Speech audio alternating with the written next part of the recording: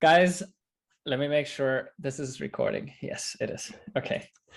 I am super excited to be here tonight, at least for me tonight. Again, it's daytime for my guest, Daniel, and I'm very, very excited to have him here today. Daniel Weinand, at this point, a friend who I really admire and respect, one of the founders of Shopify, one of the most creative people I know, with his hands in all kinds of things, and has made so many crazy experiences where I want to dive in and shine some light on just some of them. But always one of the people where I go out with the most inspiration out of conversation. So I was so happy when you accepted to be here. Daniel, so welcome to the Good Night podcast. And yeah, so glad to have you. Thank you. First of all, you're being way too nice, but I'm happy to be here. I mean, I really actually mean it when I say it. I'm not doing this introduction just out of nothing. It's really true that whenever we have conversations, I reference you in a lot of conversations I have with my girlfriend or with friends, where just the way you told certain stories, not to get across a point, but more just showing the way you think. And I want to highlight one of them, which was the way you built your house. Oh yeah, because that actually really left a mark on me. Where I told the story to my girlfriend, and it was the inspiration that I got out of it was how you approached with the immersion and the specificity with how you approach building your own house. Can you explain a bit around how that process was and how you went about going crazy, diving deep? Your house, the place where you're living, is such an important thing, and I'm sometimes surprised how people don't pay more attention or spend more time on making sure that the living environment, that you sleep in, you eat in, you work from, that they don't put it high on their priority list. So architecture, designing, interior design is always something that I had a strange fascination with. And now I'm fortunate that this is, it's not my first project. So I've done numerous renovations before. I've been in many construction projects, some of which were building out the offices for Shopify. And then when I came to, I found this really great property, which was probably the only property that could keep me in Ottawa, because if I hadn't found this one, I would have moved cities, but it was just perfect. So I bought it. The house itself, the original house, is over 100 years old and wasn't in a great shape. It had good bones, but the last reno that they did, it was done in the 80s. And like, as we walked through it, it looked really bad, but it had the potential, right? And I mean, that's one of the reasons why I got a good deal on the place, because no one else had the imagination to figure out what can be done with this place. But then I also interviewed a number of different architects, and I found the perfect guy. We immediately bonded over his experiences, and I'm always very interested when I work with people, kind of what their philosophy is, what things they've gone through in life. And we chatted a very long time just about the sunrise in the desert. And like, because he's been taking this motorcycle, driving through the desert, and he's been in the Himalayas, building schools as a volunteer for the villages there. He's been shot at, he's seen a lot. He understands when I talk about light, when I talk about texture, and when I talk about experiences. So one of the earliest experiences that I wanted to convey in my house was, I had this picture in my head of a hallway, and I remembered I was in Japan and I was walking through this alleyway behind a temple, and it was so serene and it made me so happy. And I somehow wanted to recreate that feeling without necessarily turning into Disneyland and like making it look exactly the same. So it's more about like the feelings that you want to evoke while you have to journey through your house. And then the question is like, how can you recreate that in your space? What are the feelings you try to go for? How do you want to feel at home? I just want to feel disconnected and really relaxed from, everything else that's going on. I want to be at peace, right? And there are, you can identify your personal well-being by being in different spaces. Let's say you are at a conference, right? And you're in this conference room with like a bunch of people, and it has like really shitty lighting. And it's not just the people, but it's like when you dissect that and when you figure out like, okay, what makes me feel kind of anxious about being in the space versus you walk down into a spa and what separates this space from the other space and what makes this feel more at peace. And then you go into read books and you figure out the psychology of like interior design, where we talk about variable ceiling heights that over a vast span of space, if the ceiling is constant, we don't feel the most comfortable. So it's about creating a topography inside the house. You see, there's like a sunken area here. There's a staircase where I'm sitting. We have, we changed like ceilings throughout, where you don't necessarily need to separate areas of the building through walls. There's a number of ways you can do that with, different materials, with all sorts of dividers and colors, textures, especially light. Light is, I would say lighting is the most underrated and most important thing of any space that you're living in. So when we started this project, this was like 5 years ago, and I did a count recently on the time spent for this project. I probably spent between 20 and 30 hours a week working on this house. And I know it seems pretty nuts because obviously I have to do other things as well, but it was so important to me that we get this right, and we almost got it right.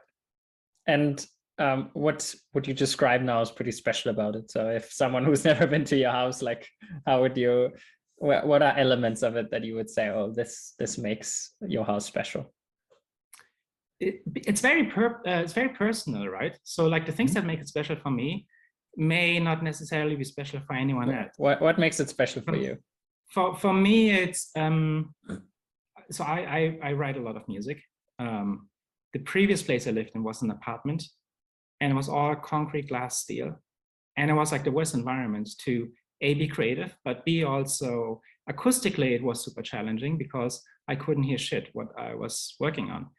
And then it was because of the reverberations in the house, like the hall. Like my wife would have a Zoom call, like two rooms over, and it sounded as if she was like sitting next to me because the acoustics were so bad. So basically, whenever she had a meeting, I couldn't get any work done unless I work on headphones, which I don't really like. And so to me, like just being in a space where the acoustics are amazing and like having my studio, being able to work, being able to close the door, and also the sound treatment with, when she goes to bed and I'm still up and I can work for 2 hours and have the speakers at like, 70, 80 decibels and like, it's fine, like it's not going to wake you up. That's one of the most important things for me. And of course, just coming to like the surface and like this design, I just feel very inspired. Like I'm just sitting in front of a window. I'm looking out at lots of snow right now, but we built this Japanese-inspired Zen garden, which is another really funny story, because we didn't want to constrain ourselves to just people working in our city, but we reach out to people in the entire world, trying to get the best people to, do the things that we want to see from this house. And one thing was, I love Japanese gardens. So we reached out to this monastery where there are people that actually, you can hire them, they design you a garden. And they said, sure, we would love to make your proposal. And they came back with us, and the quote was $500,000 for the design. And, you know, it's not so much about the money, but it's about like what, you know, the value that you get from it. And I thought, that's just crazy. Like, who wants to pay $500,000 just for a design? And I'm sure they would have done something really fabulous, but my architect told me, yeah, those are the guys that are being hired by very rich billionaires in China and in other places, and people that don't, you know, blink an eye at stuff. So they do get paid. But we found kind of their Canadian contact, who they're working for. And he's been trained in the same school. It's called Momoyama tradition. And so we asked him, hey, would you want to come to Ottawa? We fly you over here and like, let's meet. So he's from Vancouver on the West Coast. And he said, sure, he'd love that. I liked the guy a lot on the first meeting. And then he made his proposal, and it was a fraction. It was like 5% of what the other guys would be charging. So that was really cool. I ended up with this guy. I ended up on a piece of land from a friend. He has like a massive farm in Quebec. So we drove over a 2-hour drive. He had some ATVs, he had some tractors. So we spent 3 days driving through his land, picking out all the boulders and rocks that we wanted to use. And so we picked them, we picked them up, drove them over to the construction site, and then, you know, together we were laying them out, and he explained to me exactly why he wants to lay them out this way and how he wants to create this, this landscape that didn't exist before. And now when you look at it, it looks like it's always been here. It looks like, you know, it's been here for like hundreds of years. So he did his job well. He did his job really, really well, yeah.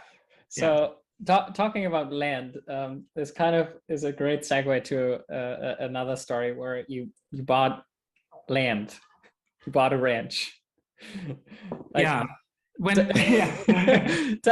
Tell me more about why you did that. And I still remember the day when you showed me, when you were really excited showing me a video on your phone where you were like climbing through like some holes. Oh, the mountain lion. The mountain lion. Then when I tell people like we bought a ranch, everyone thinks like, oh, do you have cattle? Do you have, you know, is it like farmland? But ranch really is, it you know, it's just the name of like having a piece of land. In our case, we found the perfect spot, which was virgin land that hasn't been hunted before, that hasn't been cultivated before. It's in northern New Mexico, close to the border of Colorado. It feels very mountainous, and it's at 8,800 feet altitude, which was important to us. So I bought it with a good friend of mine. It was important to us because we both really don't like being somewhere out in nature in the summer and you're just swamped by insects and mosquitoes. And also in that area, if you are lower altitude, you have to deal with rattlesnakes, which is also not the most fun thing to do. So this piece of land is great because it has, has a canyon with like a little stream going through. We have the water rights. And we see ourselves as custodians for this land. We're not really cultivating it. We're not really having, not having animals on it, because I mean, there's lots of like wildlife there. When we first saw it, just based on the footprints and the droppings, we identified there's a resident herd of elk, close to 200 animals on the land, which is massive. There's also tons and tons of food, like especially the food that they like. Luckily, the realtor that sold this to us had no clue about the value of the land. And we kind of had to hold ourselves back and not getting too excited and too giddy about it. Because also the realtor that the seller used, she only knew how to appraise houses. And the houses that are on it, they're really decrepit. They're like 2 little cabins. They are falling apart. We have like an outhouse. There's no real toilet, so you have to like go and go in this little wooden shack, which is fine. I mean, it's kind of cool. But coming back to the reason for why we bought it. First of all, I think it's really nice being able to have a piece of land like this, which was surprisingly inexpensive. It's also in the middle of nowhere. But we are, we're looking at becoming a family, like having a child. Actually, we're having a child in 2 months. I don't know if I told you this. No, not yet. So but congratulations. Thank you. So I'm becoming a father in 2 months or so. And of course, I'm spending a lot of time thinking about like, what is it like having a kid, and what do I want the kid to grow up like? What can I do so he doesn't become an entitled asshole? I think you'll just do fine. I hope so. I mean, yeah, that, and then also I'm a little paranoid about kids just being so hooked to electronics. And of course, electronics are important. I don't know, my parents deprived me of any kind of computers, video games. They thought it was really bad. And I disagree with that. I think it's good. I think it's good that kids play video games. I think it's good that kids get exposed to computers. However, I do think it's not good if that's the only thing that they do. So, this is kind of like my long con with the kid is having this piece of land allows us to, go there for a few weeks and, live in the wilderness, or live from a cabin where you don't have the amenities and you just have like the bare necessities, and you have to go and like, try to get by. And I love that. And I also love that, I can hopefully expose him to like nature and, like teach him how, these are, what do these footprints mean? Like, what kind of animals are there? Mm-hmm. I mean, I think he'll have an amazing childhood ahead of him with lots of elk and lion mountain. You might hate it. I don't know. Yeah. No, I think children love this stuff. I think they do.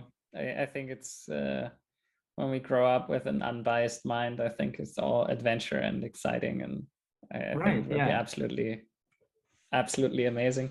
I mean, I remember that as a child, I was in the woods by myself, and it was not a big deal because everyone did it. And I was walking since grade 8. I was walking to school by myself, and then talking to people around here. Like, some people think that if you let your child roam around freely, that they might send child protective services after you because you're not supposed to have them walk alone.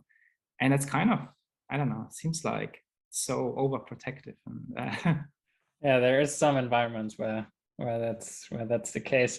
Actually, talking now that you talk about your childhood, like just maybe to give people some background, we've been now talking about your house, your beautiful house, and the ranch. Like, what has your upbringing been like? Like, how did you grow up as a child when you now talk about walking long distances? Well, I grew up with an older sister. I had 2 loving parents. However, it didn't really click into me that, especially my mom was loving, because my mom's Korean. So she's what, some people would know as tiger mom. Anyone who has Asian parents will understand what I'm saying by this. So she's been super tough on me. So for instance, I would come home and, I have like an A- in math, and she would be upset because it's an A- and not an A. And I said, like, well, it's the best, it's the best mark. I did the best in my entire class. And she's like, yeah, it doesn't matter. You can't have an A- because she was like a straight A student. So it was always like picking at the things that weren't like perfect. She would give me a hard time for. I would say they're like, based on the money that we had and their jobs, like we were kind of like middle class, lower middle class. So we never really had like lots of money.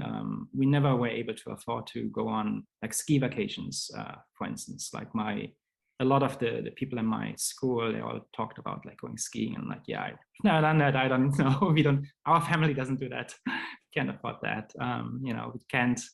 I couldn't sign up for like a tennis thing because it was too expensive. So, which is, it's fine. I just found like other things that were like next to free or very inexpensive to do. I'd say like overall my childhood was good. I was a little rebellious because well, first of all, I got really bored at school. So I felt like, so I never cheated in any exam or anything, but I also felt like I could get by so easy. And I tried to like figure out how to, like what's the most efficient way to, get by and like pass an exam or do homework. And I thought it was a waste of time to just sit in class and just listen. And I actually, one year, I created the record in my school for most missed hours of any student. I don't recall how many hundreds of hours I was missing, but I was missing a lot. And this was a time when you could, when you miss a class, you show the teacher something that your parents signed saying like, oh, he didn't feel well or whatever. You make up some reason. I know exactly what you're talking about. and I was really good at forging my parents' signatures. So I did that. I kept forging my parents' signatures, and I figured out how far can I stretch this. I noticed like some teachers weren't even looking at what I was writing. So I came up with some really funny reasons for, why I couldn't make it to class. And then eventually the school called on and they said like, we got to change this. So thanks to me, the school changed their bylaws to, you have to have a doctor's stamp now in order to miss classes. And I felt a little guilty that, I I brought this upon my school that I had to change stuff. But what I would do with my time when I wasn't in school, I was, they had this really cool cafe next to the school, or like 200-300 meters away, and I would just have coffee and I play chess with some people there that weren't necessarily students, but other people that would hang out in the cafe, and we would play for money, or rather we would play for coffee, because I didn't have that much cash, but I had to also sponsor my coffee habit, so I ended up playing a lot of chess, winning a lot of coffee. And I found that more interesting than sitting in class. And I remember this one scene where there was this computer science class, and it was so basic and it was so boring that I ended up missing at least half the hours. And at the end of the year, she wanted to give me, what was the mark? She wanted to give me like a C minus or something. And then she argued, well, I was barely there, and I'm not a good student. And then I argued back with her, and I made a good case for every time I'm there, I'm the only one participating. I'm the only one that actually has the answers to what she's asking. I'm able to demonstrate anything that she wants to throw at me. And she had to revise her. I don't know why she did it, because I think it's actually, I don't know, it was pretty weird. But I ended up getting A minus or B plus or so in the end after my argument. Shows you about the decision making for teachers handing out school marks. But I did. I kind of. I don't know if this is interesting to keep talking about this, but just one thing, because I thought I can bypass the system. I don't have to adhere to what people are saying to me. I ended up doing really, really bad one year, and I had to repeat a year in school. And I just got so many F's on my final report that they said like, yeah, you gotta repeat this. You didn't learn anything this year. I'm like, okay, fine. I didn't know how similar our school experiences were. Oh yeah? Yeah, I also had I was also forging signatures, also had a very high amount of missing hours, was also chilling outside like during school. And I also, after skipping a class, I also had to repeat a class. So Nice. Yeah. Yeah. Congratulations. Sounds very good. Yeah, I didn't know. I didn't know that we had so similar school experiences. But so maybe let's skip through school. Like how, so you were rebellious, you maybe weren't so engaged in what school was throwing at you. Like when was that first time that things shifted? Like when did you actually feel like, oh, there is something I'm really interested in here? This was a few times in my life. So when it came to any pastimes, when it came to my hobbies, I was always very interested in it. When like two things that stick out throughout my youth was I loved video games, and there was a video game called Quake. I played it quite a bit, and it had a mod for Quake that was called Action Quake. I played that. I loved that game so much that when we had LAN parties, there was like maybe 10 of us, and I would challenge everyone else in the room, say like, you all play against me, and I think I can take all of you out. And it was like one of those games where you land a headshot and you're dead. And this was one of the first games that actually did this. And I think it inspired Counter-Strike. So when Counter-Strike came out, that's the only thing I was playing. And I was obsessed with that game. I played it from like one of the earliest betas, 0.6 or something, to 1.3. And then eventually stopped playing the game. But this was when I got into it, I just needed to figure out like how can I become the best at it. And then music. When I was around maybe 14, 15 or so, someone gave me a copy of a program which was a 4-channel tracker. Well, it was called Mod Tracker, I think. So this was like for Amiga. They did a PC port, and I was starting to do some really stupid music in like 4 channels in this tracker environment. And I played around with it, and there came Scream Tracker, which had up to 16 channels, I believe, or 8. And I was sampling my own sounds. I was trying to take those samples and make something interesting out of it. A friend of mine, whose sister was studying in a nearby university, said that she has seen a flyer where there's a group of students, they're doing these, I would say like tech demos, and they're looking for someone that can make music for them in the formats that I'm already writing. So I took the train to Koblenz, which was nearby, met these guys, and they were all way older than me, right? So they were to me, they were like, oh, these are like adults, and I'm like a kid. But I showed them 3 of my songs, and they really liked it. And they said, okay, you're part of the group now. I'm like, okay, that's cool.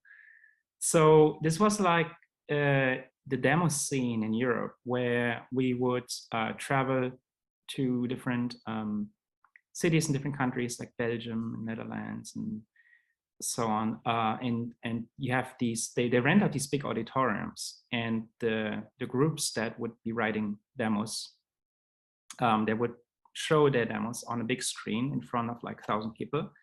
And then everyone can vote who they think was the best.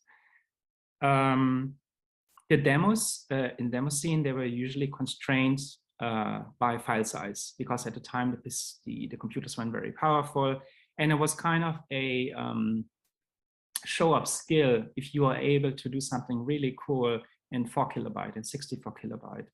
Or the major category was called the mega demo, which I think it was like a few megabytes. So it was massive. You can pack a lot of stuff in it, but our team specialized in these highly compressed 3D demos. So our guys wrote their own 3D engines, which, at the time, you can't just pick up a library. You have to write everything yourself. And because of the file size, you have to do it all in assembler. So writing something from scratch in assembler, generating procedural textures. I learned a lot about how do they do the shading? How are we going to get my music into this, and how much space do I have for samples, because samples will take up quite a bit of space. So if you imagine you only have 64 kilobytes, and you have like X amount of kilobytes to pack the entire music into this thing. It's quite a nightmare. Like it's just a hell of a constraint. Even like the amount of notes that you could use would be a constraint. So this was really cool, and our group did really well. We came in first 3 times in a row, which I don't know any other demo group other than maybe Future Crew would have done at the time. This was also like one of the moments where so I was sitting in this auditorium. I'm sitting, everyone had their computers with them, and there was a guy stopping by my desk from Spain, I believe, and you know, he just wanted to say like how much he liked my music. And this is the first time where a complete stranger that, you know, I did not know, who lived like way far away, came over, and you know, I suddenly had like my first fan. That, and it was like such a surreal experience. And it kind of got me hooked into wanting to write my music. Wow. And then on a professional level, the first time I identified I had an issue with being a workaholic and actually spending way too much time on things was when we were working on Shopify, because this was the polar opposite from school, where, you know, school I didn't really, it's kind of like a thing that, okay, I have to go, and I hate it, I want to do my own thing. And once we started working on Shopify, this is all I wanted to do. Like, now you have your own thing. Yeah, exactly. Yeah. And maybe just give us the quick version, like how, I mean, how like how did it come about? And when you say workaholic, like, I mean, it's been a lot of years. Yeah. How would you describe that experience building Shopify to one of the biggest companies in the world to someone who wasn't there? In one word, I would say we were oblivious, because we just wanted to build a really cool thing. And we were kind of oblivious to the potential. We were oblivious to the problems that we could face, and also didn't really know that most startups fail, and fail royally. And that was a good thing, because we were spending so much time just laser focused on building and trying to figure out what are the next features that we want to do, how are we going to do them. And there was kind of like a life purpose at the time was, you know, every waking minute, even if you're not sitting in front of your computer and coding, then, you know, we were always thinking about it, always talking about it. Like Toby and I, we would play FIFA, and while we were playing FIFA, we would, you know, have an idea on like, okay, should we do this? Should we do that? Let's do it.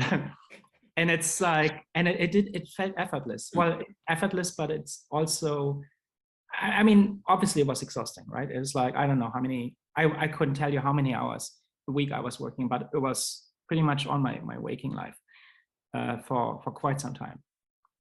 And it was cool because you know, both of us, we loved the challenge, and we loved the subject matter so much, and we thought nonstop about how can we make this a better thing than anything that's out there right now. And you did. Yeah. and so how was your personal experience in it? Like, what were you responsible for, and what was the main part where you put your energy towards them? So in the very, very early days, because I, you know, studied but not finished computer science. You're the guy who can code. So. Well, I mean, Toby is I would say Toby is a better programmer than I am. Mm-hmm. But at the time I was pretty good too. I spent almost all my time coding and thinking about like architecture, and also because we used Ruby on Rails, which was, you know, in its infant steps at the time. In Ruby, even though the language was a bit older, I think 30 years or so at the time, there wasn't a lot of like support or like resources that you could go to, because it wasn't as popular as, like, let's say Python or any of the compiled languages. So yeah, I would code a lot, and we had we had a graphic designer that was working on a contract basis, as much as we could afford. And we had him, he came up to Canada, he's from the US originally. And we tried to convince him to join full-time, move to Canada, take a pay cut, but being on salary. But then also he has a wife, and I know it sounded really, like in hindsight, I understand why in the end he said, he'd love to, but he just can't, because, there wasn't much money. Like he would have been compensated in stock options, but on startups, like that doesn't mean much. Or it doesn't, like at the time, like we all didn't know what the value of stock options would be. Mm-hmm. So pretty much overnight we lost our designer.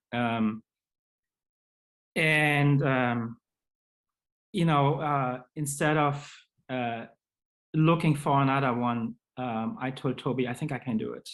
Like I have designed interfaces in the past before. I was very comfortable with HTML, CSS.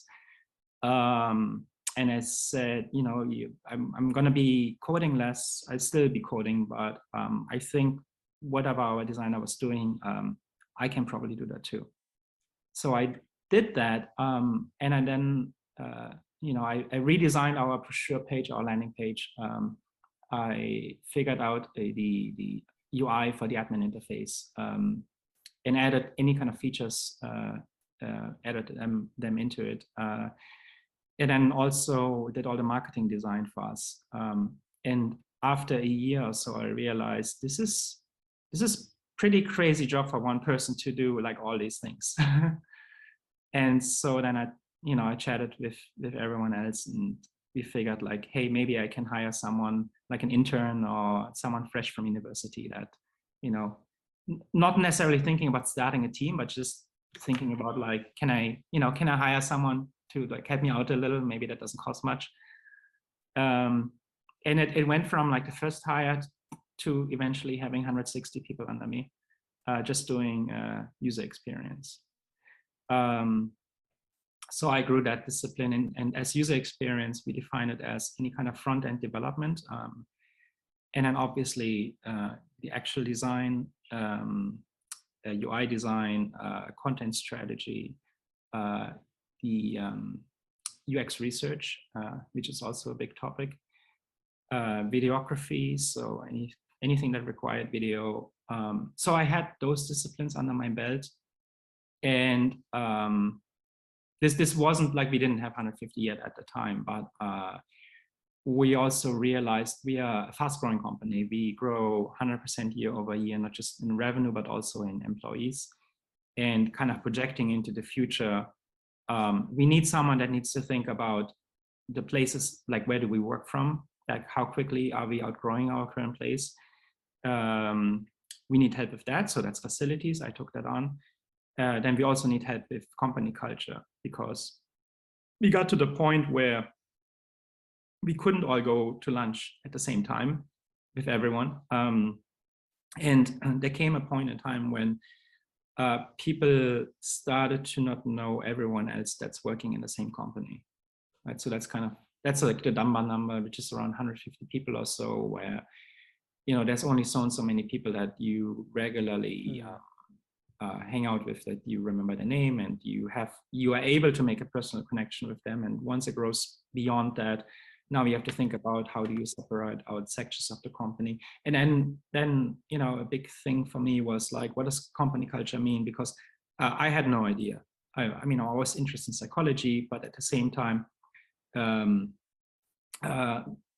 the literature on company culture at the time was almost non-existent, and the one that was there, in hindsight, was very wrong. And I chatted with some peers that I had at, so I went to Dublin, I went to New York, I went to the Google offices, to Facebook, to who else? I'm forgetting someone, but I met some of like this big like my peers at big companies, and I asked them those questions. I'm like, what do you think is company culture? And like, how do you approach your office design? And I was in awe when I first stepped into like one of the Google offices. And first, a lot of what people thought at the time was like, oh, these company perks, right? I don't know, they have like free lunches and they have like laundry for everyone, and they have a slide in the office, or bullshit like that. Eventually I realized what it is that makes company culture. So I asked that I can also be responsible for all of our recruiting, because I thought at the time, it's still true, that's a really good lever for kind of affecting company culture, is the type of people that you bring in, because as you grow, you want to grow into the right direction. That's way easier than taking an existing populace and trying to shape what they are thinking. Because in the end, it's like what they truly believe, it's not what you tell them. And that's a big difference. You can't just like put signs up and say like, hey, everyone be happy, and like they're happy. It's not, think this now. So what did you how- what did you look out for when you say taking care of hiring? You apparently had some idea in your mind around what you want to maybe even look for that others might not look for. So what? Yeah. So without giving away all the secret sauce, or keeping it simple, the biggest attribute that I was looking for are people that are curious and people that embrace change. Because we knew, like, we are a fast growing company. We know everything is changing, and there's always people that will say, back in the good old days, and they're resilient to change, and they may be great people for a certain type of company that moves more slowly. But in our case, we are moving so fast. We needed people to adapt, and we needed them to be okay feeling uncomfortable. So what do? You find people that are comfortable in a fast-paced environment, and that are curious, that like, maybe your job today is X, but the way we are growing, like maybe your job tomorrow needs to be Y. And are you okay learning Y? Are you curious enough to do that? So that was one of the things we looked for. Mm-hmm. And I remember just from our previous conversation that some of the time at Shopify was really difficult. Like, when was that moment when you personally, for you, maybe realized like, okay, maybe like this is something that can secure my financial future, or like I can have a more stable life? Was there this one moment where you realized, oh, okay, like this is gonna work, this is gonna be something? It was super surreal for a few years, and I think the moment when I realized that, hey, I'm financially stable, this is going to be life-changing for me. When I had that epiphany, it was already there. It's already been in the past at that point. Mm-hmm. We had some, we had some interesting moments in the past where we got offers from other big companies to buy us. And I remember this one time we got this offer. A company offered $100 million to us to buy us. We would have to move cities. And not naming the company, but we weren't super excited to be working for this company. But it was a shit ton of money, and we never ever thought that we would ever be anywhere near $100 million with the value of our company, because we didn't spend much time in thinking about our valuation. We never tried to inflate our valuation. I think the early investors got a really, really good deal, because we always try to try to be humble and try to not oversell. So it was kind of like, well, it's not going that great, but it has potential to be something one day.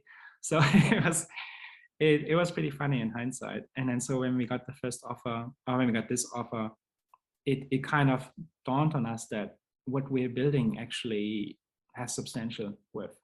And we haven't talked or thought about this a lot before. And what year was it?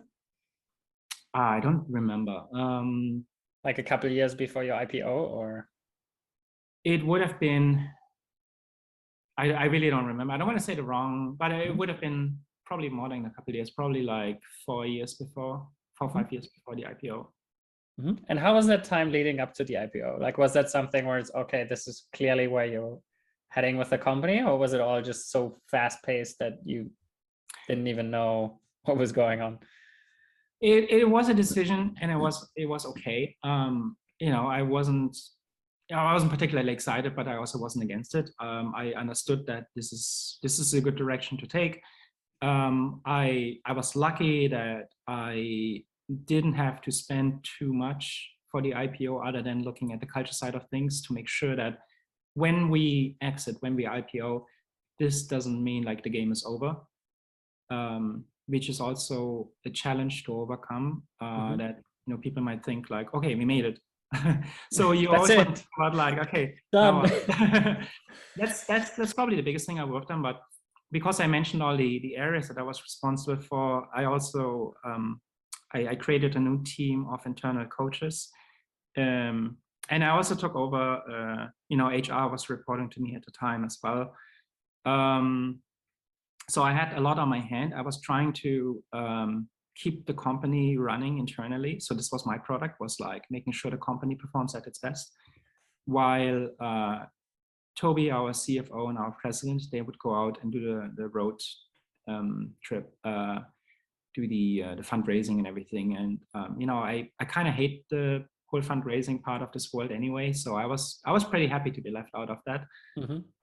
Like at some point I got asked if I want to come on a jet, and I'm like, nah, not really. I don't. You guys do your thing. You're best at that. I stay back and I make sure like the company is doing well. And then you decided to leave the company, right? How was that? How was that decision, and how did that come about? It was pretty obvious at some point when I give you an example of kind of a bit of my daily routine was I had to be up to speed with every development that's happening in our space. Read a lot about what everyone's doing. And I remember I loved doing that. I remember I was so into figuring out what's happening in the space, what can we do. And then I caught myself one day and I realized, obviously I still have to do this, but I don't enjoy this anymore. And there was like an introspective where I spent a good amount of time thinking about, is this really what I enjoy right now? And the answer was no. And then I had a really good conversation with Toby, and I was very frank with him, and I said like, look, I can probably still do this job and I can coast. No one would notice. I can do this for a few years probably. But I don't think I would be doing a service to either him or the company and myself. Because I don't have that same spark anymore that I used to have. And I think the company would be better off if we started looking for someone that can replace me. And if you think about what are the plans that we can do, over the next half year or so, that I make sure that when I leave, it's not gonna leave any like big holes, and not gonna, luckily my mentality as a manager was to always trying to make myself replaceable and mentor them, and wanting to promote people into the roles so I can like take on more stuff. So I was always looking for people with extremely high potential. So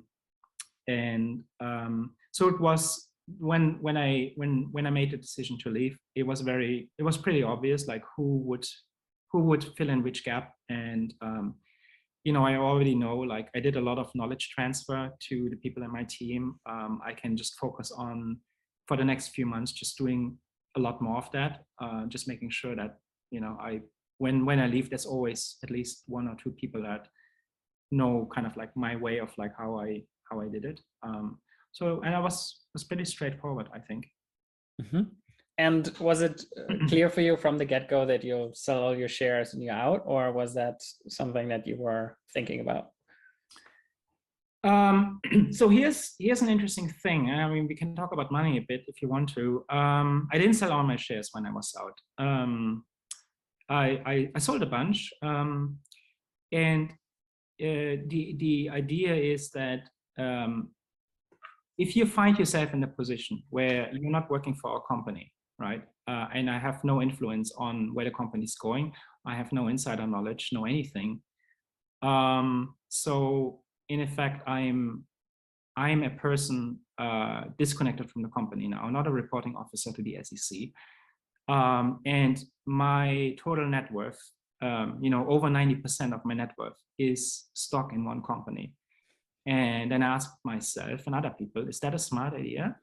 Like this, if I had this much money, and would I spend like over 90% of my net worth into one stock? It didn't feel right.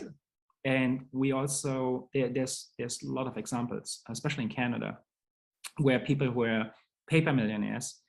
And, if the company wasn't doing well, suddenly all that money wasn't really worth anything. And a lot of people lost a lot of money by not being diversified. So this was one of the things that I did was I staggered sale of the majority of my stock actually, and I diversified it into 3 different portfolios. And even though you could argue that by doing that I lost. Well, I didn't lose a lot of money. It's like this weird, like freakish mentality of like, it wasn't a rocket ship. If you don't sell it at the all-time high, then you lost money, which is kind of a bullshit way of thinking about it. Yeah. So I, obviously I could have had a lot more money, but I also could have had a lot more money if I stayed with the company because. Or you could have had a lot less money, like. Yeah, who knows, right? But I did leave a shit ton of money, a really good salary, and a ton of options on the table that I couldn't exercise because I left prematurely. Do I regret that? No, because I, think at the end of the day, like we still have to live our lives and we have to spend our lives in meaningful ways. Mm-hmm. And the thought of wasting a year of my life on something that I'm not fully bought into frightens me, because time is something we can't buy back or can't get back. So, I don't have any regrets, nor do I have any financial regrets by saying like, oh, I should have held on to it longer. And, obviously I still have some Shopify shares, and a lot of that is because I was part of building it, because of nostalgia. I don't know if I ever sell those. It's kind of nice having like a little bit of, buying, like having some action in I know company that I built. So that's cool. I totally feel you. But at the same time, it doesn't really faze me. I don't look at the ticker symbol of the stock too much. Like, if the stock goes up, the stock goes down, like, okay, it is what it is, but it's, it doesn't, I don't lose sleep over this. That's important. I actually have a question that I recently talked to with a friend who just IPO'd, and like I wanted to connect you to as well, because one of his first questions was like he basically went from, I mean, not zero, but like over 95% of his net worth, I would say, is in his company. Yeah. And now there was this question, and I felt similar actually in poker, because also for me it was, like 1 year, boom, like you have a lot of money. It's like, how did you go about how did you go about it? Like, what was your first step? What was your thought process? Okay, let's just say, now you have, I mean, I don't know, it is like that, but like you just have, suddenly there's 100, 200 million that appear in your bank account. Like, what are your first thoughts? Like, what did you think? What did you do? Strangely enough, so I mean, a lot of us, we fantasize over, oh, if I had $1 million, or if I had $5 million, what would I do with that money, right? And there's all these things like, oh, I would buy this, I would, go on a vacation, or I do all this. And to me, it was, I just kept living my life as I did before I was rich. And I still get so much joy out of like getting good deals, or like there was I was driving with Joel, we were visiting someone in the US, and we're doing this road trip in our car. And she was really hungry, so we stopped at the Tim Hortons next to a gas station. And I remember I ordered a breakfast sandwich and a Tim Hortons coffee, and she got a salad. And then they said, well, we're out of cucumber, they're out of what else? They were out of tomatoes. They're out of basically all they had left was like lettuce and dressing. but I didn't have anything else for the salad. And she was so disappointed. And then the guy said like, oh, we couldn't make you salad. So like the order's free, like it's on the house. And like, I was excited because I got my breakfast sandwich for free. I got my coffee for free. Like I saved like $6 or so. And she was so bummed out, and she was mad at me because I was happy to not having to pay for this. So that is indeed a funny story to describe your character. No, it's like one of those things where like, you know, even after you have money, like I will make purchases. I will make really nice purchases. Like I have my grand piano, for instance, that it took me several years to pull the trigger on making purchases. Like the first watch I ever bought, and also the only watch I ever bought. It's a really nice Breitling watch. I wanted to have this watch for a very long time. And again, I think it took me around 4 years. When I finally had a stopover in Heathrow, and I got a really good deal on a watch. And I figured like, I was about to say like the story is heading there. This is the time to buy it. And someone gave you a free salad. Yeah, this is not, and I'm not like, I try not to, I mean, there's things I collect, and we can talk about Japanese. We're about to get to the Japanese swords, don't. Yeah, okay. but I, you know, I still try to be prudent when I can, not in like Alan Kessler ways, but in like, I think like there are some things where like you pay more, you get better quality, it's totally worth it. But for instance, I haven't been paying for flying private, and I was flying coach for a very long time because I figured like I can sit in this seat for 4 hours. And why would I spend more money when, you know, all there is like, it just takes me from A to B. It's fine. The only reason why now I'm flying private is because we have a dog. We soon have a child. And like, I really don't want to, I like traveling with my dog, and there's no way I'm going to put my dog into like a cargo area because she'll be traumatized. So, but it's really more for other people. And I love doing this for other people. So when there's like people wanting to come to Vegas with us, like I think I get more joy out of like renting a private jet, like flying like my friends over, than like doing it for myself, because I would be perfectly happy just flying coach if it was just me. And knowing you, that's not just bullshit saying like some people do. It's actually, yeah, I know you are like this there. You're a very humble guy, so I think that's very true. I am actually curious, do you make a split between like, let's put this in the personal experience bucket, right? Like anything from collecting or, you know, like expensive items. What about investments? Like, do you make a separation there? Is it something where you're like, okay, I have my portfolio, like I do, you know, this is my strategy, this is my approach. Do you separate there? Are you talking specifically about just like money portfolios, or are you talking about like items?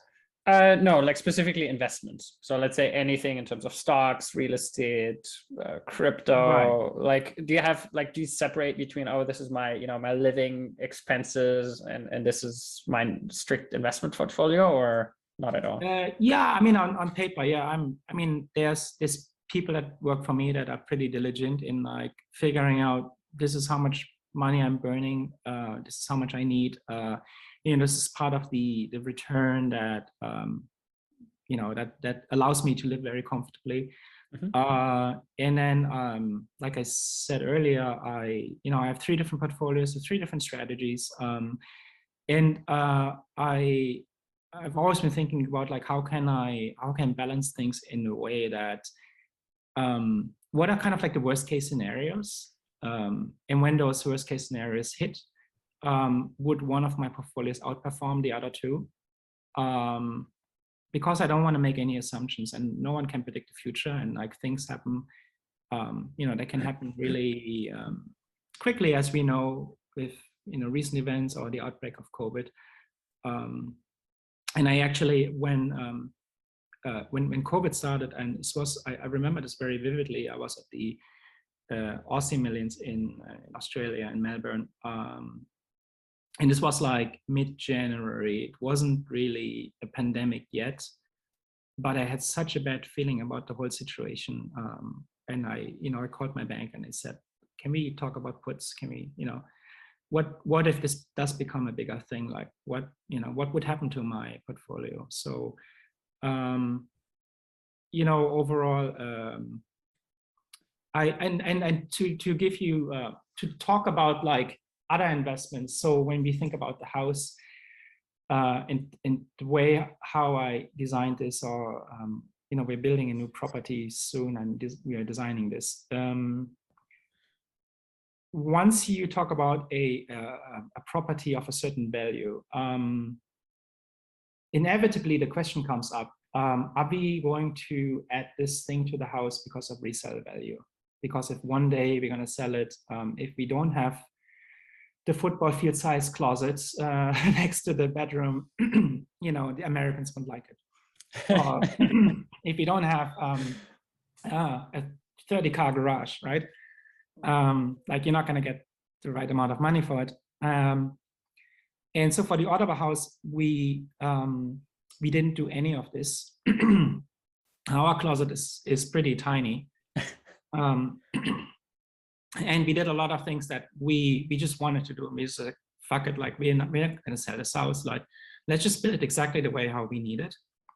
For the next house, it's going to be a little different because it's in the US. And it would be a bit foolish to not make like a small extra investment to make sure that if we ever were to sell this place, we're going to get our money back. So we have a way bigger garage than we'll ever need. We have a way bigger closet than we'll ever need. More like, all these like bedroom, bathroom kind of this bullshit. So this is fine. There's like some concessions I can make, to make sure that we would not be losing money on this. And then when, you said we're coming back to the sorts, when I go into collecting, I don't buy them with the thought of ever selling them.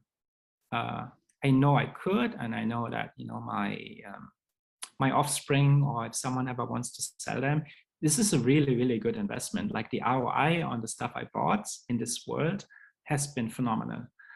So again, for someone who has no idea what's going on, you're collecting swords, right? Well, I was, because now my collection is complete and I'm not allowed to buy anymore. Really? Well, my wife said, like, you got this. So I had the amount I have right now -1, and she said, you can buy one more because this is how much space we have. I don't want our house to turn into a museum, so make your next purchase wisely. And like, okay, I'm on it. So I found the last missing piece of my collection. So I'm good with my collection that I have here, which is highly specialized. It's a very specific area of Japan, a very specific subgroup of bladesmiths in the Kamakura. I am a custodian for those blades that are 650 or 700 years old. That in part look almost like brand new, and they have been treated so well over centuries. And I don't want to be the guy that fucks it up and ruins them. So I took on this responsibility to look out for them while I am alive, and then hopefully after me, someone else will do the same. So hopefully they're gonna last a very long time after me. How many do you have? I have 6 that are worth talking about. And so I assume they're pretty hard to get, or they're almost impossible to get. I mean, let me rephrase that. Swords are very easy to get. And when you think about like collections or high-end stuff, like watches, there's a threshold where, same with cars, by the way, if you spend up to X amount of money, you're gonna lose a lot of value in the first few years for sure, just because there's abundance of inventory. With the The source is very similar. There are anyone can pick up a sword fairly cheaply, and you would for sure lose a lot of money on your purchase. Once you go into certain periods, so you look at Kamakura and Nambokucho, where there's very limited inventory, like a lot of the swords have been lost or destroyed, especially after the Second World War. And there's about, I want to say there's about 1,000 swords that have a high classification of like high quality, high craftsmanship from notable smiths. The inventory is very limited, and they're not going to make any more because all the people that made them are dead by now. And you can't reproduce, even with modern technology, you can't recreate the quality of some of these swords today, which I find very fascinating, because they did it with, you know, very crude tools at the time. You know, the way how tamahagane is even made, like tamahagane is the steel from the iron sands in Japan. The process is very finicky. And knowing that some of the best swords that exist on the planet in terms of art or in terms of craftsmanship, which was the golden age of sword making, and a lot of the secrets that the people had at the time, they were lost over the 100-year-old civil war, when they had to pump out so many weapons that they didn't have time to spend a month or two on one blade. They just had to mass produce them, if you will. So because of the limited amount, I mean, with anything on the planet that's limited, and when you think about, there's a collector's market and there's new regions of a collector's market that opens up, and we've seen this with these types of items, that China and the Middle East, Russia, they've taken a very large interest into starting to collect these now. That there's basically no inventory left for the level of quality that I'm looking for, and the type of smiths that I was looking for. Sorry, I'm kind of like rambling here right now, and I don't know if it's all coherent, because I'm trying to be mindful for someone that doesn't, you know, it's not in its world.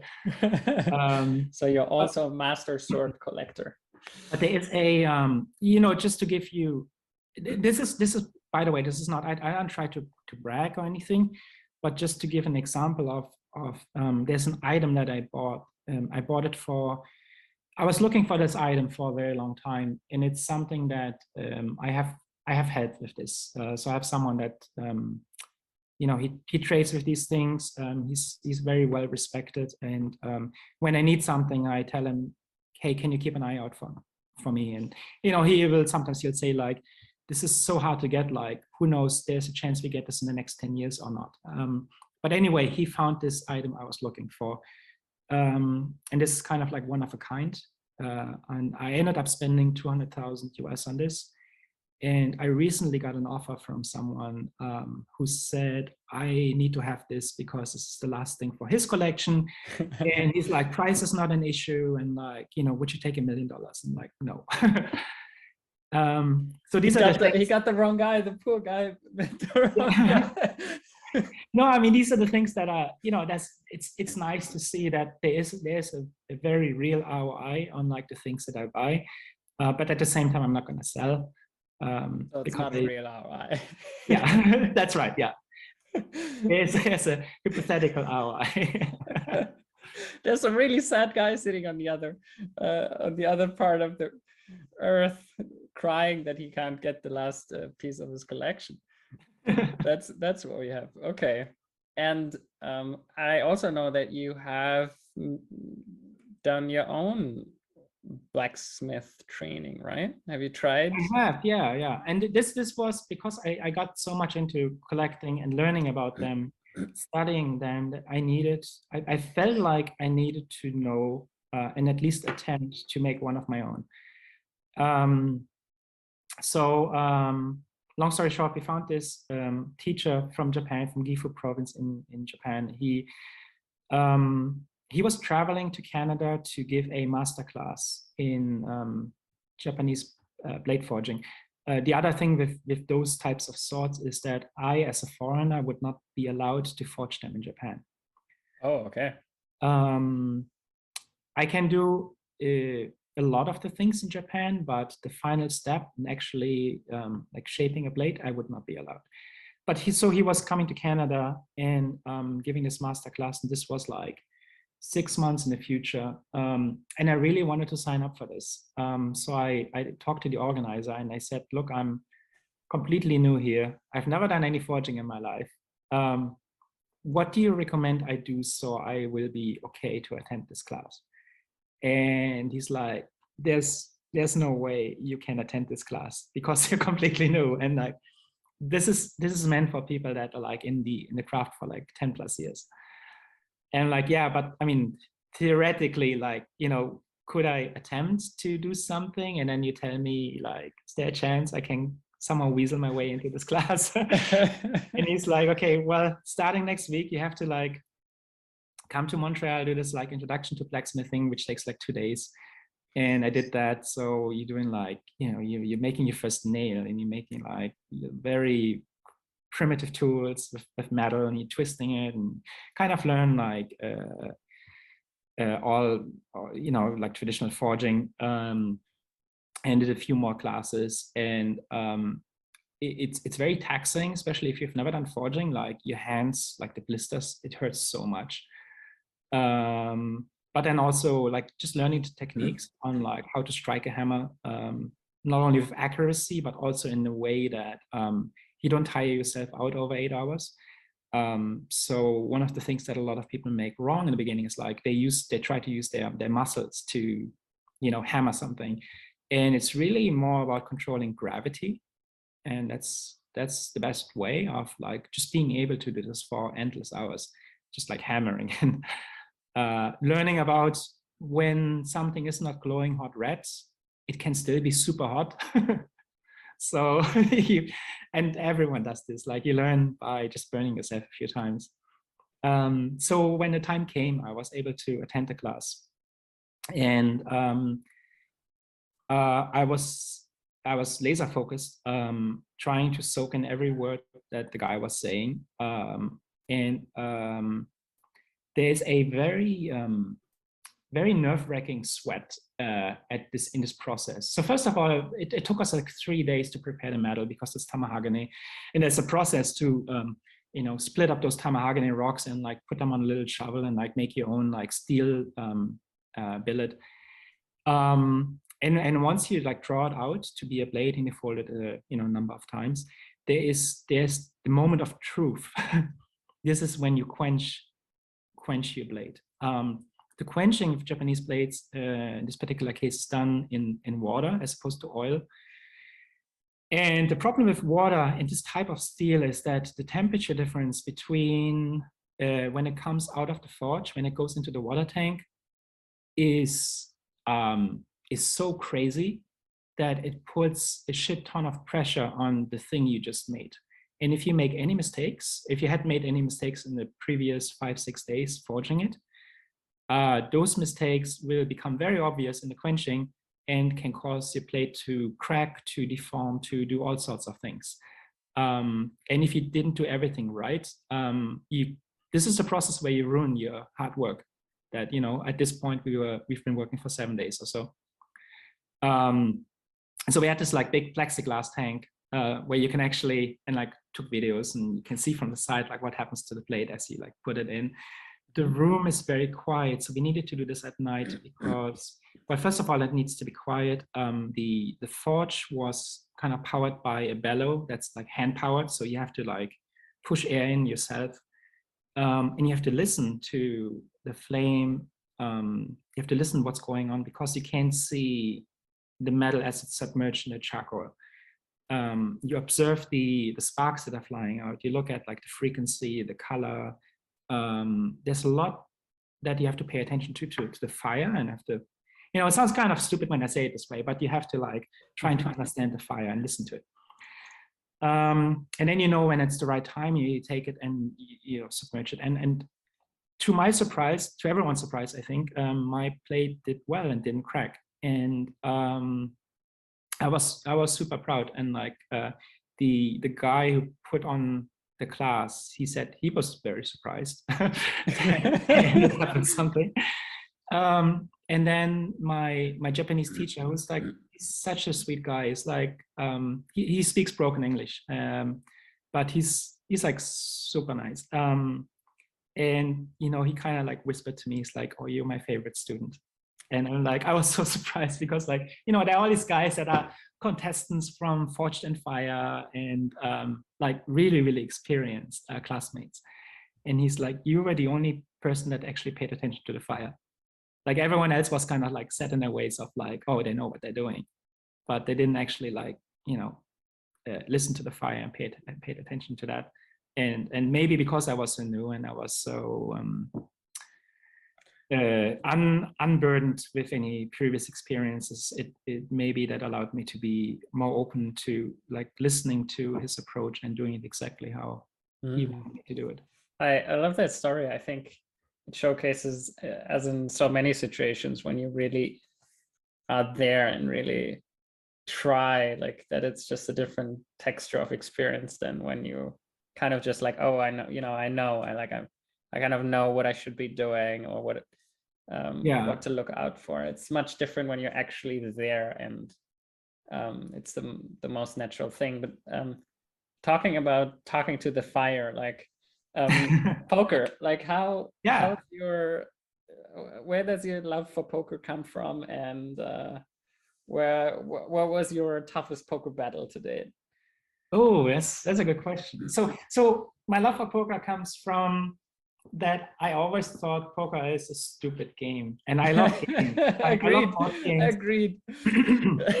I would be the guy that, and for a while we had this regular board game group where we would try out all the new games and we play a lot of old games. And I don't know if you ever played a game like Game of Thrones, you know that when the entire group rallies against you because you've just been on a winning streak, you're kind of fucked.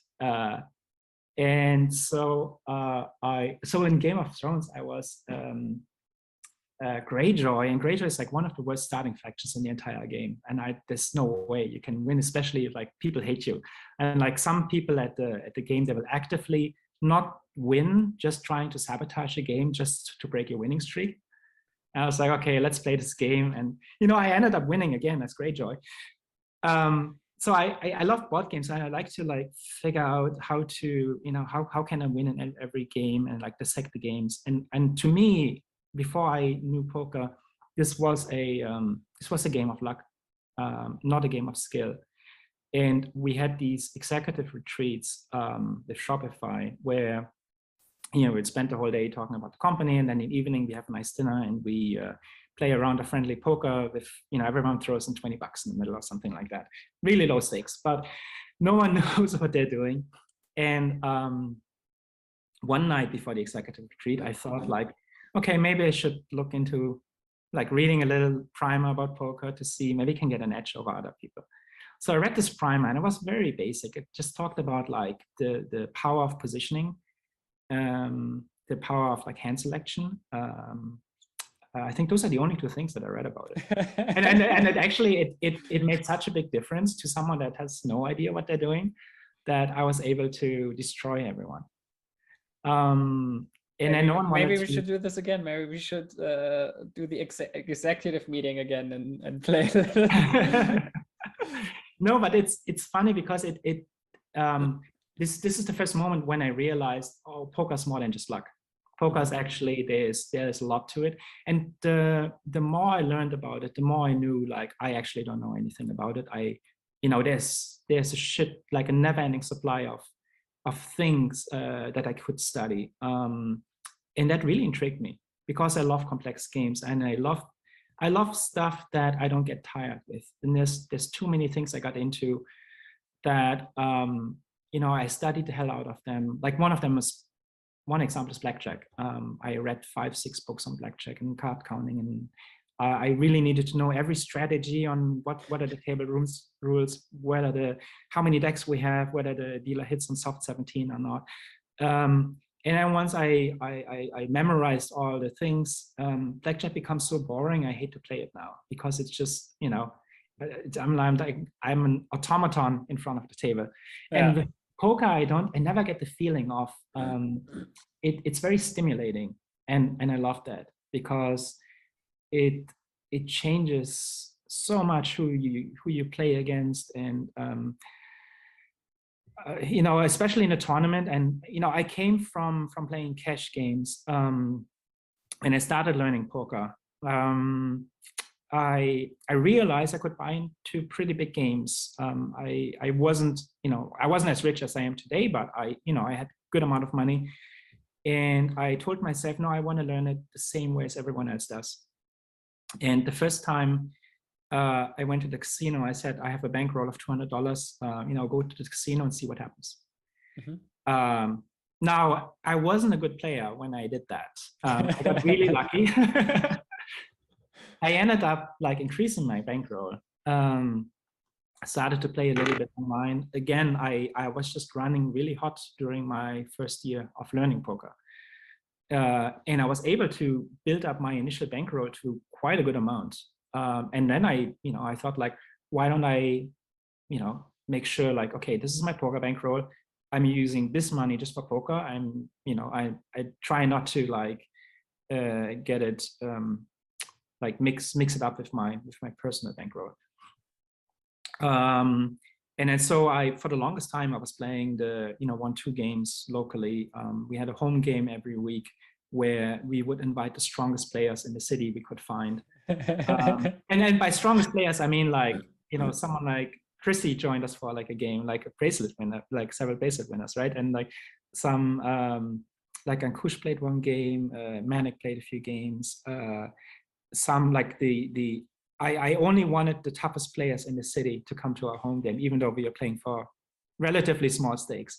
Mm-hmm. But to me, it was like, if I can learn, like playing against these guys, and be all friendly, that they would point out when I made a mistake. And I'm very open to criticism.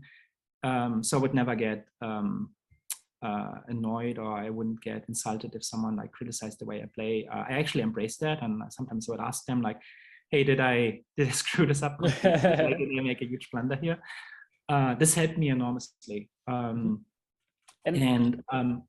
now I saw you play some 10Ks as well. Like, what was your favorite poker memory so far? Like, what was maybe the tournament moment, or the moment you found yourself in, where that you look back to that you like to look back to? I have a lot of I have a lot of moments. I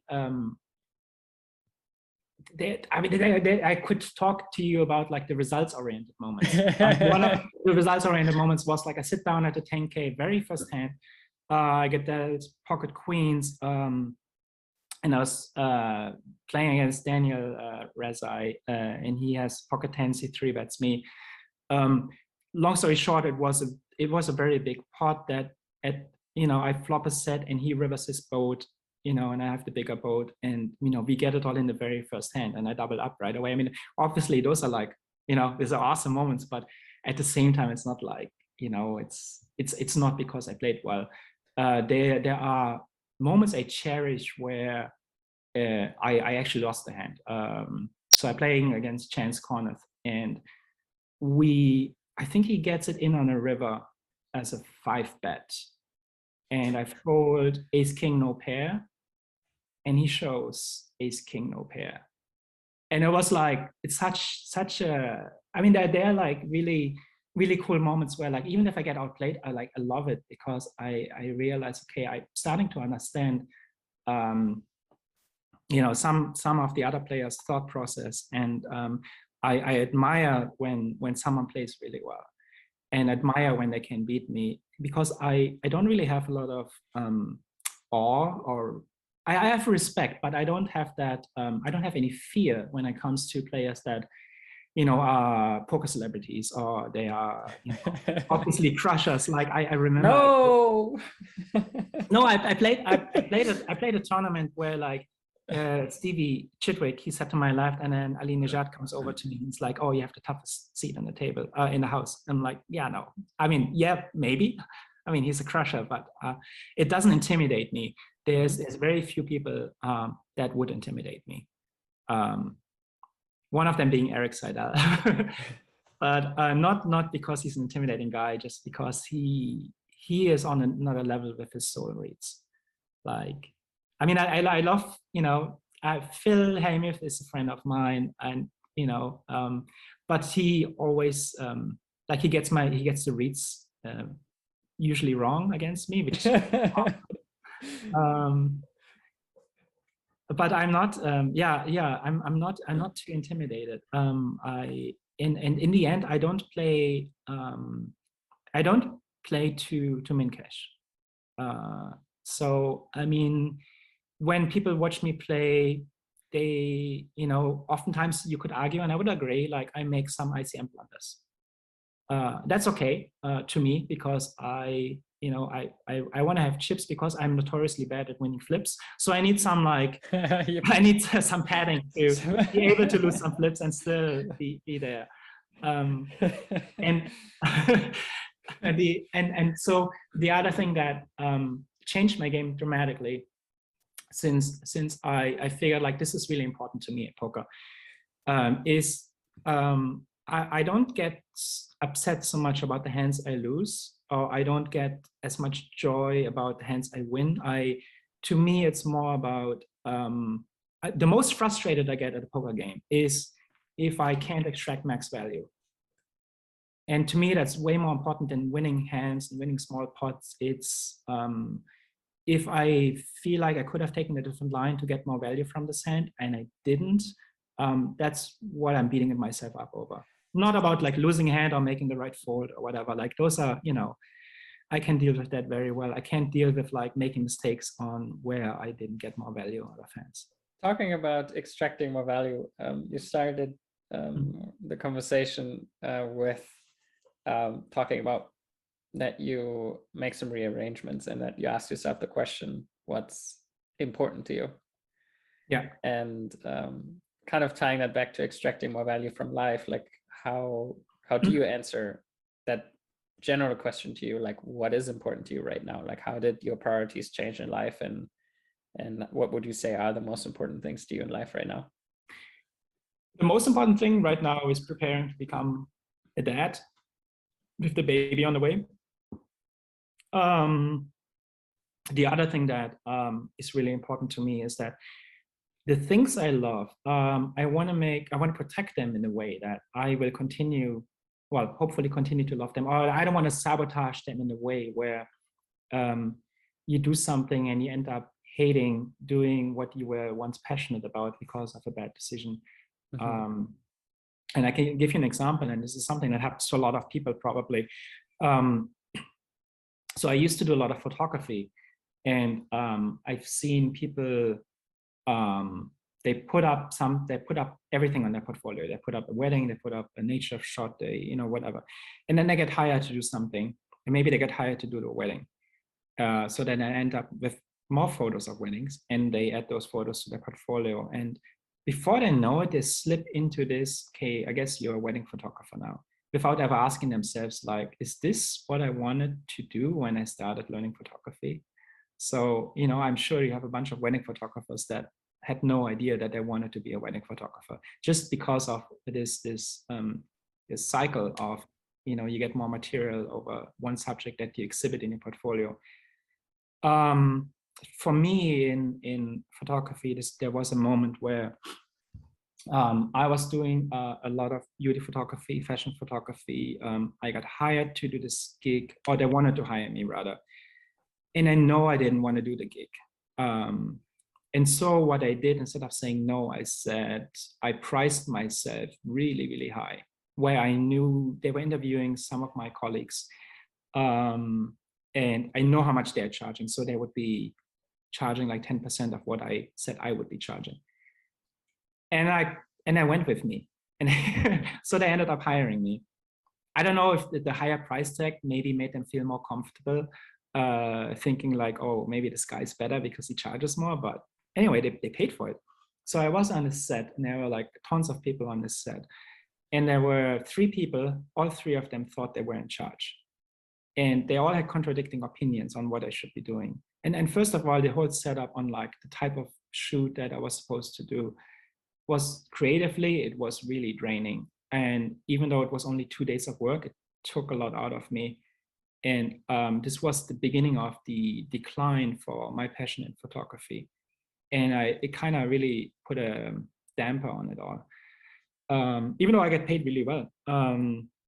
But I told myself I don't want to do any of these jobs again. And by the way, I don't even know what's my future as a photographer, because, you know, after this experience, I don't know if I want to deal with clients ever again. And then, so after that experience, I thought about like other parts of my like creative outlets. And of course, writing music is really important to me, and which I've been doing on and off, and a lot more so lately. So the one big rule that I told myself is anything I write, or with whoever I'm writing music with, it has to be fun. Like it can't be a situation again where I just feel like, you know, I'm a prostitute to someone else, and I'm, you know, doing something for the money, or doing something that I don't fully believe in. Mm-hmm. And where does your new venture, the game you're about to develop, where does that place in that whole? So the game is interesting because as soon as we started working on the game, in parallel, I was also working on the soundtrack for the game. So we have a lot of material and some really, really strong themes for the game. Originally, the game was planned to be a single player experience on Steam.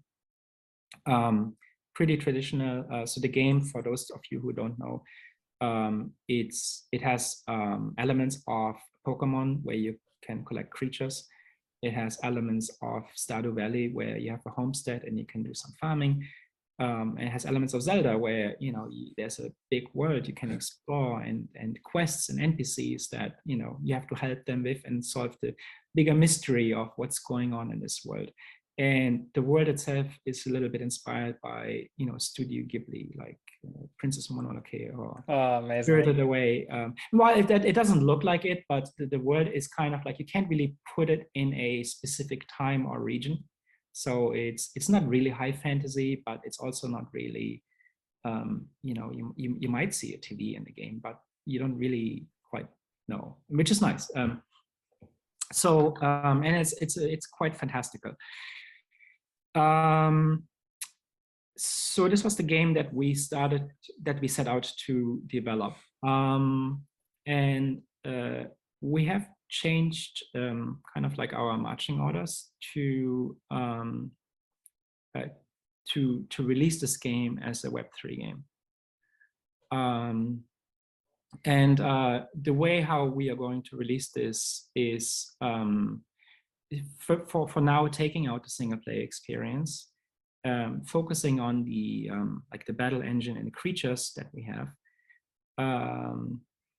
and launching that for now, with the idea that, well, people can like battle each other multiplayer, but later on, you know, obviously any NFTs that you own of any of your creatures, you can use them in other parts of the game as we launch more and more aspects of the game, like the homestead where you do your farming, and, you know, and then you have to plant certain things and you cook them together and give your creatures a boost, and like there's a use for pretty much everything that we have done.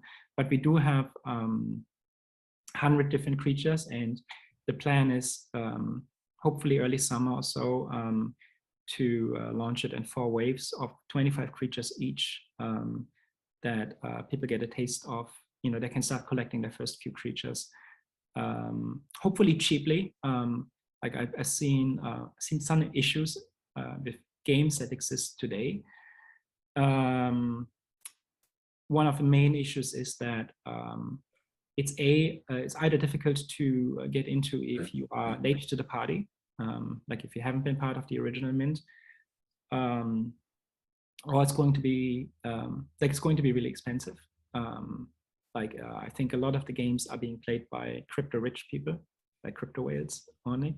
But if I was like an average person and, you know, I'm used to paying $100 for a game, I don't know if there's any Web3 games that you can have fun with. No good ones. Yeah. So, you know, on one hand, we want to create limited collections where you can mint creatures that have maybe rare colors, but we want to make sure there's a flow of creatures that you will need for people that come late to the game. Maybe they don't, you know, they're not able to get the rare colors, but they can still play the game on a relatively low budget. So yeah, we have some pretty good plans for how we want to launch this. That sounds pretty exciting. This part is new to me, so I'm on the lookout. I'm following already. Nice. So I saw some of the designs already, and I like it a lot. So yeah, if you want to follow Daniel's game progress, then where should they go? Where can they find out more about the game? They can find out. Well, the easiest. I think you have a Twitter account, right? Finding it on Twitter, yeah, Lyra. Or it's actually under No Cartridge Games, and then there's a link to our Discord. Now, obviously, we are still pretty stealthy, so it's not very active, but hopefully it will be pretty active soon. And then also, if there would ever be something like a whitelist, of course, this is way to go to get on top of the whitelist. People love the whitelist. Exactly. Don't say it too loud. Yeah. So I mean, one of the main challenges, like we have a fully functioning game already. We have a fully functioning battle system. Problems with other projects similar to ours is that they do the mint first and they try to build a game around it. And like more than not, is it not fun or is it not really designed, like game designed? And in our case, we started building a game and then figured like, hey, maybe this is a perfect use case to actually turn the entities in our game into NFTs, especially the creatures, because people love collecting creatures. And so you can already, you know, we already have like a server setup where 2 people can assemble their teams and they can like battle them against each other. But a challenge with things that live on the blockchain is, you know, once they're on the chain, the balancing is going to be that much more difficult. So we want to make sure that we get the initial balance right. Play test the hell out of it, because no one likes buying an NFT, being proud of it, and then that creature gets nerfed because it's been too strong. So we want to make sure we don't alienate anyone that you know, buys into our project. It's hard. Oh yeah, it's not easy, but it's doable. And the other thing too is like, everyone advertises as play to earn, and I kind of hate that. I don't know why, you know, I understand why, but at the end of the day, I'm passionate about video games, and I'm passionate about like that games are fun first and foremost. And so and I read all the books on dark patterns of design and slot machine design, so I know how to, you know, make something, like abuse the powers of interfaces for, you know, for the dark side. But I feel like, you know, when you're a game designer and you're building something, I just wanted it to be fun. Like if, you know, if someone ends up minting something that becomes incredibly valuable, like more power to them. Like I'm, you know, very happy for whoever makes money off this. But our idea is not to get rich and not to make other people rich, if that makes any sense. I'm 100% with you. I think it should be play for fun, not play to earn. And yeah, I think also success, like success won't be based on some money-making mechanism. It's going to be based on millions of people having lots of fun playing the game, exactly. And then things come out of it. So yeah, exactly. Yeah, I think fun should always be at the center of it. That's in the end why we love games. At least that's why I love poker. So you are out of retirement. Are you playing more poker these days? Not so much right now, but maybe getting back for WSOP. I hope I see you there. So right now, I mean, I'm kind of coming back for the bigger stuff. I'm working a lot on poker code and building that. So that's where most of my time goes into. And when there's an exciting series, I can't say no. From the time kind of like when you stopped playing poker full time to now, like getting back into it and like crushing it again, like what would you say has changed in poker in the past few years? Very little and quite a bit. So in terms of the environment, very little has changed. I would say people have on average gotten less good than I thought. So I think I was underestimating how fast the top 30 is moving, and I overestimated how fast the top 100,000 are moving. Let's say it like this. So yeah, it was very easy to get like good again. It's very hard to get like the number one.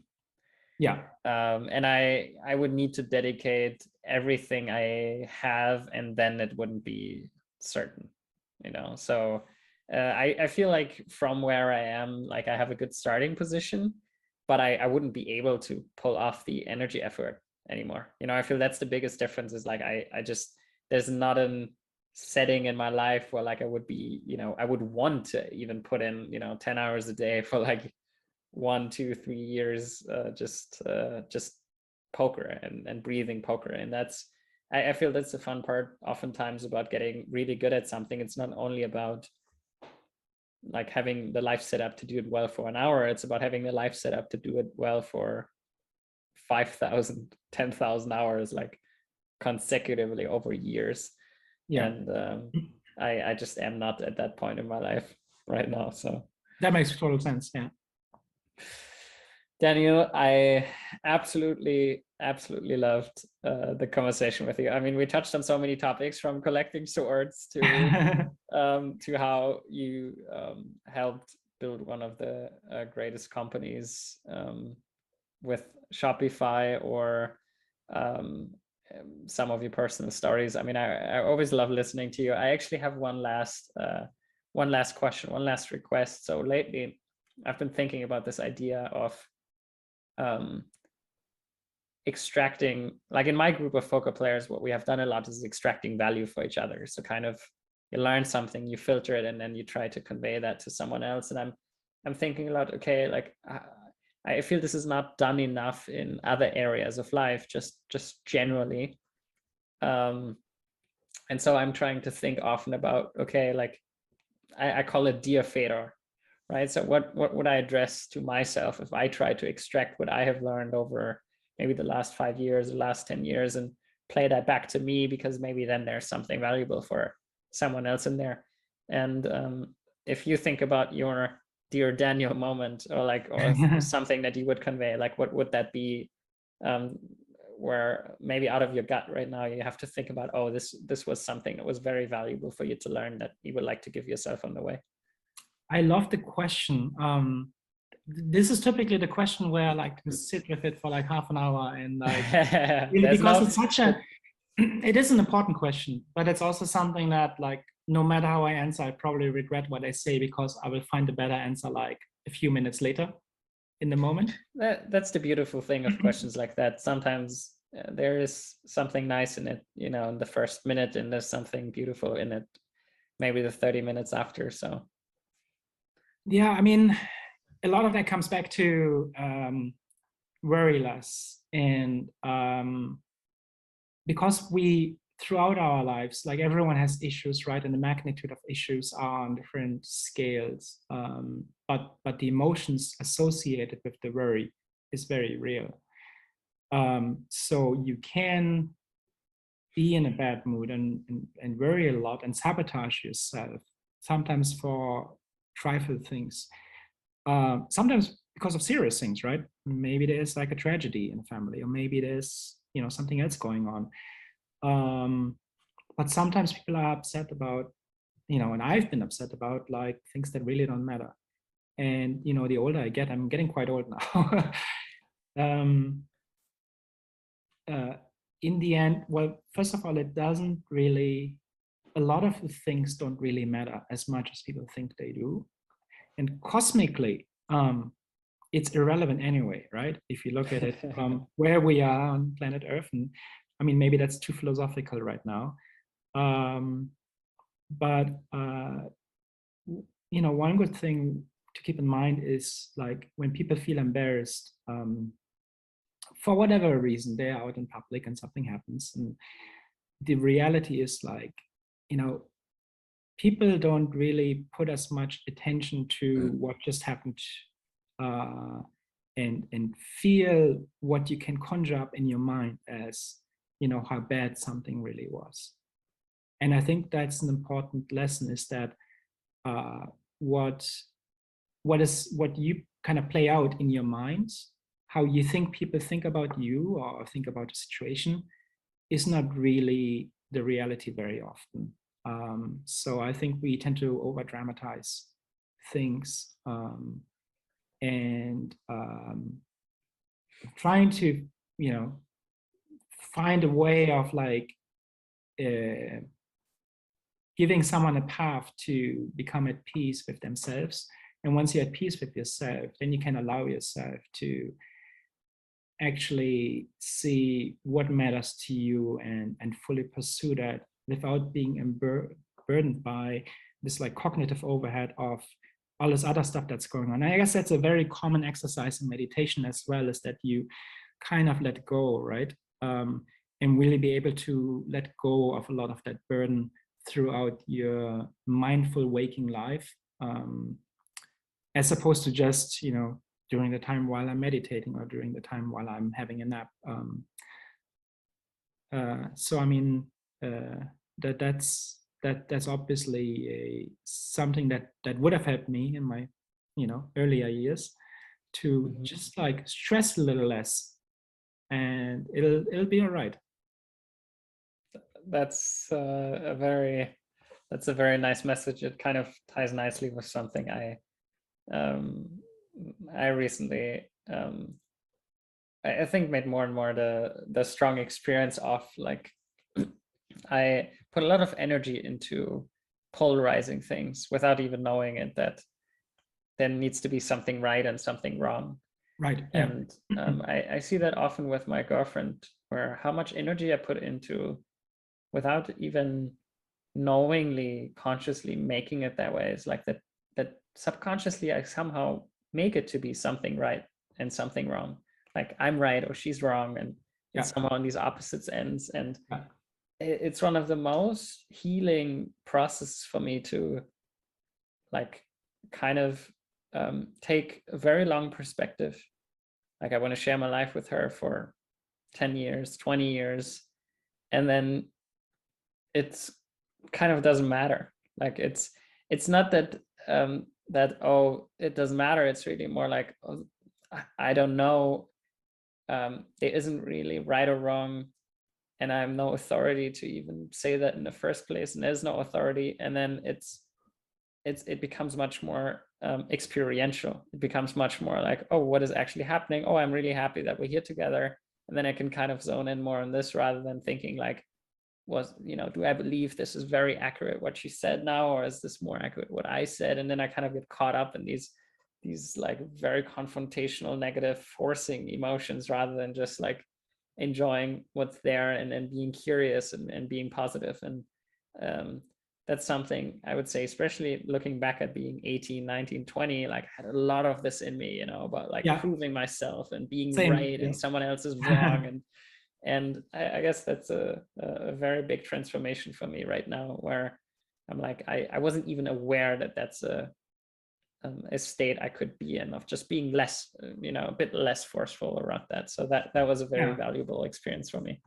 And it's a fine line too, right? Because it doesn't mean you don't care.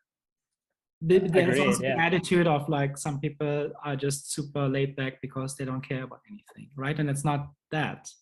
No, it's caring just about something else. Yeah, it's beautiful. Daniel, thank you so much for your wisdom, your time, your stories. I absolutely love this. I want to be respectful with your time, and I couldn't have thought of a better use of my last 2 hours. I hope people enjoyed listening to it. I think it's shown a really good light on what a diverse, colorful, and shining personality you are. And thank you so much for joining me tonight on the Good Night podcast. And yeah, if you guys liked it, leave subscribe. That would be highly appreciated. Daniel, any last words you want to? Thank you so much. Thank you so much for having me. I hope you enjoyed your time. Yeah, I'm not good at last words, so I'll leave it at that. Sounds great. Thanks for being there. Daniel Weinand, ladies and gentlemen. Now let's have a good night. Bye. Thank you. Bye.